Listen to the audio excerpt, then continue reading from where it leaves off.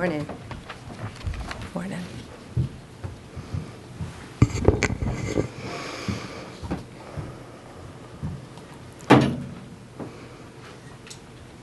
Good morning.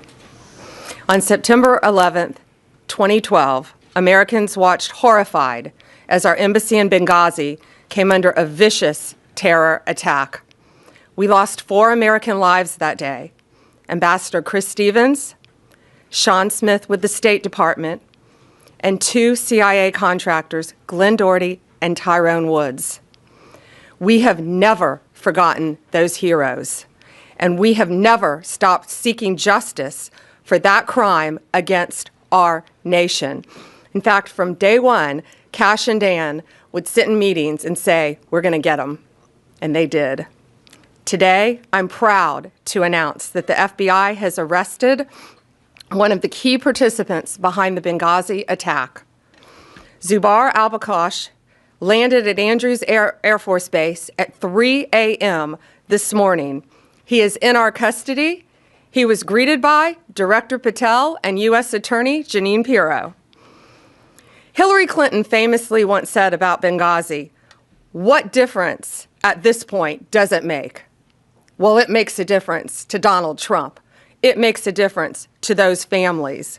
And 14 years later, it makes a difference to law enforcement who made the difference in this case.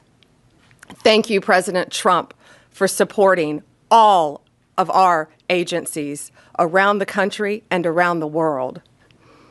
Al-Bakash will now face American justice on American soil.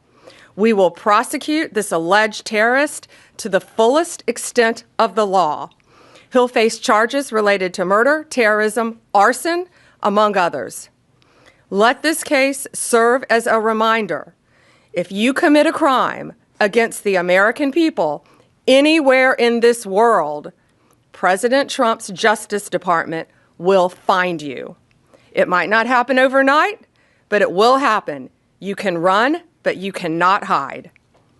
We are immensely grateful to our partners, especially at the State Department and the CIA, who lost lives in the Benghazi attack. Director Patel and the FBI agents did tireless work to track and arrest this man. I want to thank everyone standing behind me, all the agents who work so great with our lawyers, with our national security lawyers, and around the world to bring this terrorist to justice. And I have a statement to read from Director Radcliffe. He wanted to be here. He couldn't be here. He's busy protecting our world.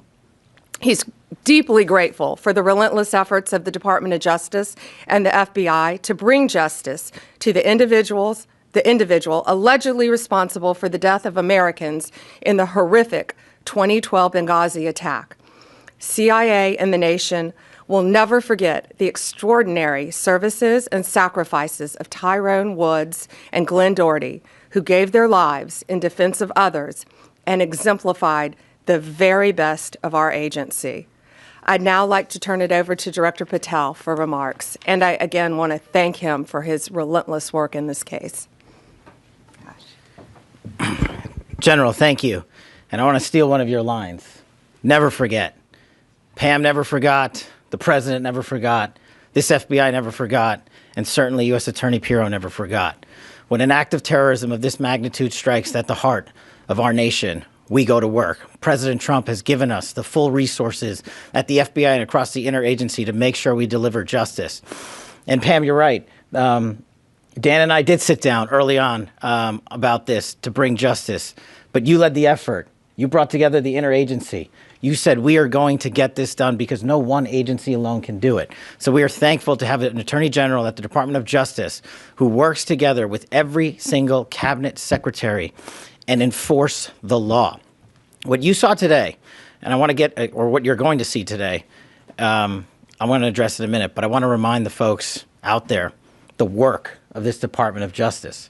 We were here just a few short months ago talking about how we were going to raise the RFJ for another violent offender on the run, Ryan Wedding. And what did we do under Attorney General's leadership?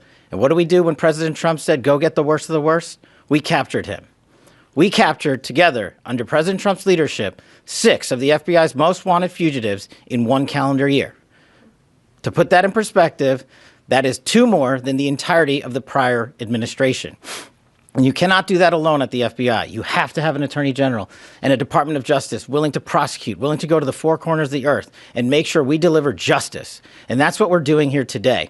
I was at the airfield with U.S. Attorney Pirro earlier this morning when we did the formal foreign transfer of custody of Kash into U.S. custody to face prosecution under her auspices and her office. And the Department of Justice are going to execute justice for the fallen. As a young prosecutor at CTS, the National Security Division, I worked on the Benghazi case. This was very near and dear and personal to me. We lost 4 brave Americans in Chris, Sean, Kyle, and Steve. And we can never, ever, ever forget them. Ever. And we will not. In order to put something like this together, it doesn't happen overnight. The FBI's hostage rescue team, the FBI's critical incident response group, our special flight operations unit, and countless others, along with the agents in the New York field office who never forgot Benghazi and never let the world forget it, endured over a decade to bring yet another terrorist who killed 4 Americans to justice. That is a relentless pursuit of mission. That can only happen when you have an interagency who's willing to get after it. I'm extremely thankful to the CIA and Director Ratcliffe and our other law enforcement partners for making sure that the world knows that if you kill an American citizen in an act of terrorism, we will hunt you down. We will bring you to justice, and you will face justice here in America, not in another court and not in any other proceeding around the world, but here. You killed our own, so we are going to take it to the streets to make sure you are held accountable.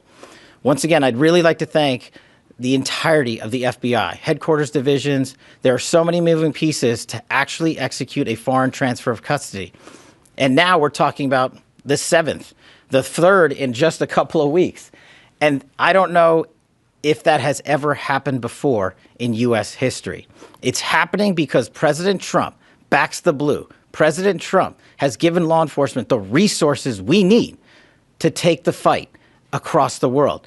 And the Attorney General has been relentless in her mission to make sure that these victims are remembered and that we bring them some semblance of peace by bringing those who killed their loved ones to justice.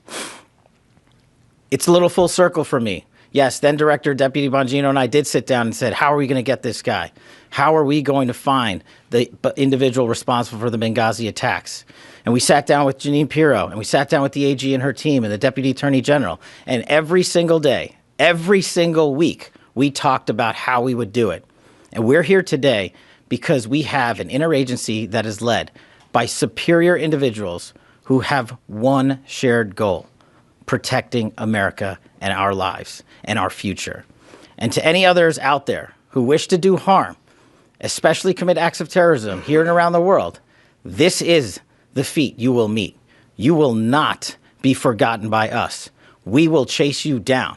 And it is a privilege and an honor to be the director of the FBI and come full circle for me, especially on this Benghazi case, especially with the families I know so well. And for me to you, the families, I just want to personally say, I continue to pray for you. I hope that we can give you a little bit of peace in the utmost difficult of times when you have lost loved ones. And I just want to thank President Trump for delivering that peace and that modicum of justice. Thank you, Attorney General. Thank you, Director. Thank you, Director. And it's now my honor to introduce the woman who will be prosecuting this alleged terrorist, U.S. Attorney Jeanine Pirro. Thank you, Attorney General. 14 years ago, Americans watched in horror as a scene unfolded in a foreign land, in one of the most dangerous places in the world for Americans, Benghazi, Libya. An American ambassador, elite military personnel, and a State Department employee were all violently murdered. For 13 hours, the American cavalry never came. For 13 hours, they waited for help that never came. Today, President Trump is making sure that American justice is coming for those individuals responsible for the deaths of those 4 Americans. Bakush is now on U.S. soil because of the President, Attorney General Pam Bondi, and Kash Patel. The FBI, the Department of Justice, never forgot. There are prosecutors in this room right now who have been in the office for 13 years and have consistently handled this matter in this case. This department will never forget the seemingly forgotten in that outpost in Benghazi. Bakush was first charged by complaint in 2015, which was sealed for 11 years. An 8-count indictment, has been unsealed, and it charges Bakush with the murder of Ambassador Chris Stevens, the murder of State Department employee Sean Smith, the attempted murder of State Department Special Agent Scott Wickland, and conspiracy to provide materials for terrorists and support that resulted in the death of 4 Americans, as well as arson at the special mission. I don't have to go through all of the facts, but every one of us remembers this case. I reported on it when I worked at Fox. I had relationships, as Kash Patel just said, with the families. And last night, as soon as they were in custody, because of Pam and because of Kash, we had a limited unsealing order from Judge Cooper that allowed me to speak to the family members to let them know that justice was coming for Bakush. I spoke with Sean Smith's mother, who I've known for years and have communicated with for years.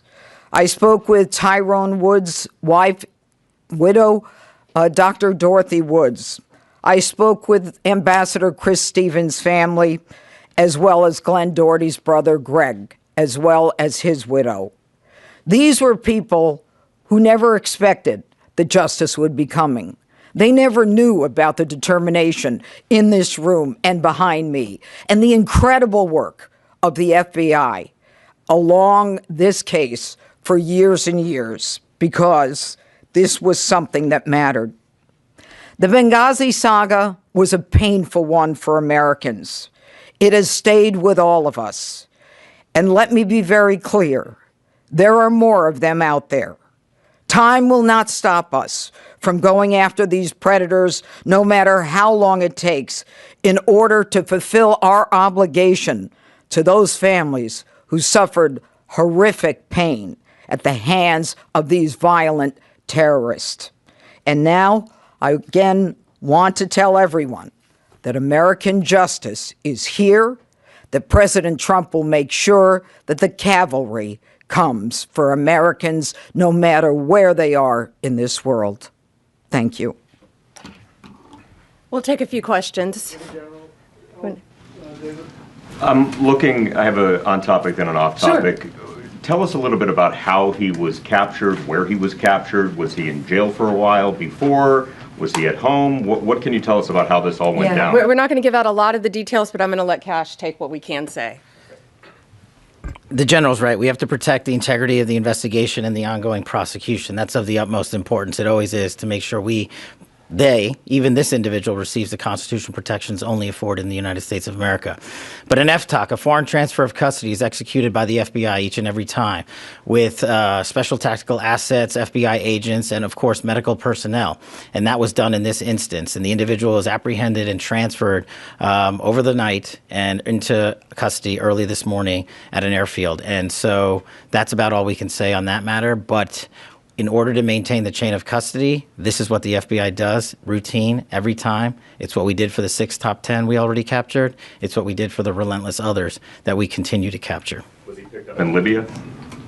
He was picked up overseas. And then if I could just ask you two quick off topics. Obviously, this terrible tragedy we're watching in Arizona with Nancy Guthrie. I understand you know Savannah Guthrie. What is the federal government doing right now? Is the FBI now leading the investigation, taking it over from the locals? We're doing everything to assist the locals. We're working with the locals. Breaks my heart for Savannah and for her family. I know she's asked for all of our prayers. So please pray for her beautiful mom, pray for her family that she's returned home. That's all we can say about that at this time. But yeah, I've known Savannah for over 30 years, and it's breaking my heart. If I may, there seems to be a little confusion with DNI Gabbard was down in Atlanta last week for the Fulton Yes. County search. Originally, this office said that she was not part of the investigation. She put in a letter to Congress that President Trump directed her to do so. And then now President Trump yesterday said that it was at your insistence that she went down there. So what is the case here? Yeah, thanks for asking that. It's that's interesting because DNI Gabbard and I are inseparable. We are constantly together, as are the people behind us. We constantly talk. We collaborate as a cabinet. We're all extremely close, know what each other, what we're doing at all times, pretty much, to keep not only our country safe, but our world safe. And she was down there with Deputy Director Andrew Bailey of the FBI. And I'm not going to talk about any other details of that matter right now because Georgia's a very important issue to us. She was there. We're inseparable. That's all I'll say. Mike, let me see. Can you say, was there foreign involvement in the capture of this suspect? What kind of assistance did you get from other countries? I'm going to let Director Patel take that. I think we're not going to be able to say a lot on that matter as well. But, and to you personally, I'm so sorry you and your NBC family are going through this right now. We appreciate it. As the general said, in order to execute an apprehension, a capture, and a foreign transfer of custody, no one agency alone can do it. We did it throughout the interagency here, and of course we're working with partners overseas. And we're not going to get into the details of those conversations and those ongoing matters because as the U.S. Attorney indicated to you, we're not done. And so what we want to do is maintain not just the integrity of this investigation, but the possibility and the promise of bringing more individuals to justice for this heinous act of terror. Thanks. Do we have time for a couple more? Yeah, we do. We have something else going on at 10 o'clock down there. Cameron, Daily Wire. Yeah, so on Benghazi, what did the communication look like between the Trump administration and the victims' families throughout this process, if any? I know someone as far as Sue Clinton during, in the early days of this, but what's the communication look like with them? I think what I can say now is that do you want to take that, Director? We've had to keep everything very quiet for obvious reasons up until this point. And then U.S. Attorney Pirro, as she said, contacted all the families, and I think they were absolutely thrilled. I think they had probably lost faith that something would happen. But again, we never forget. Donald Trump never forgets. So, We got it. yeah, and we have a 10 o'clock in our office that's a very positive, if anyone would like to join us on that. So thank you. Go ahead. That the DNI, the Tulsi Gabbard's presence in Atlanta during a law enforcement search, are you concerned at all that that could taint whatever the FBI is doing and whatever findings come from that investigation? Absolutely not. And Andrew Bailey was taking the lead down there. He's Director Patel's deputy director of the FBI. Thank you all. Thanks. Sorry about that, ma'am. Oh, it's okay.